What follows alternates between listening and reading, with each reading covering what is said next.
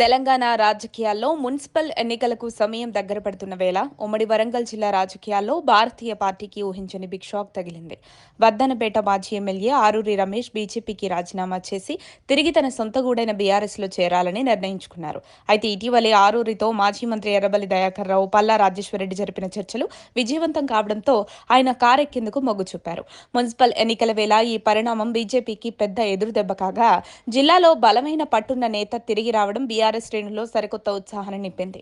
ఈ నేపథ్యంలోనే మాజీ ఎమ్మెల్యే ఆరూరి రమేష్ కాషాయ పార్టీకి గుడ్ బై చెప్పారు. తన రాజీనామా లేఖను పార్టీ అధిష్టానానికి పంపుతూ త్వరలోనే తాను తిరిగి బీఆర్ఎస్ లో చేరబోతున్నట్లు అధికారికంగా ప్రకటించారు. ఈ పరిణామం మున్సిపల్ ఎన్నికల వేళ బీజేపీకి ఇబ్బందిగా మారింది. ఆరూరి రమేష్ గతంలో బీఆర్ఎస్ వరంగల్ జిల్లా అధ్యక్షుడిగా సుదీర్ఘకాలం పనిచేశారు. తెలంగాణ ఉద్యమ కాలం నుండి కేసీఆర్ వెంటే నడిచిన ఆయన గత అసెంబ్లీ ఎన్నికల తర్వాత మారిన రాజకీయ సమీకరణాల వల్ల బీఆర్ఎస్ ను వీడి గత పార్లమెంట్ ఎన్నికల ముందు బీజేపీలో చేరిన ఆయన లోక్సభ ఎన్నికల్లో వరంగల్ పార్లమెంటు స్థానం నుండి బీజేపీ అభ్యర్థిగా పోటీ చేసినప్పటికీ విజయం సాధించలేకపోయారు. ఎన్నికల ఫలితాల తర్వాత కొంతకాలం పాటు పార్టీ కార్యక్రమాలకు దూరంగా ఉంటూ వచ్చిన ఆయనకు ఆశించిన గౌరవం దక్కకపోవడంతో మళ్లీ గులాబీ జెండా పట్టేందుకు సిద్ధమయ్యారు. చివరకు కమలం పార్టీ ప్రాథమిక సభ్యత్వానికి రాజీనామా చేశారు. తన ఎదుగుదలకు సహకరించిన బీజేపీ నేతలకు ధన్యవాదాలు తెలుపుతూనే తన భవిష్యత్తును తిరిగి తన ఇంటి పార్టీ అయిన బీఆర్ఎస్ తోనే ముడిపెట్టుకుంటున్నట్లు స్పష్టం చేశారు. ఆరూరి రమేష్ ను తిరిగి పార్టీలోకి తీసుకురావడానికి బీఆర్ఎస్ అధిష్టానం గత కొద్ది రోజులుగా తెర వెనుక గట్టి ప్రయత్నాలే చేసింది.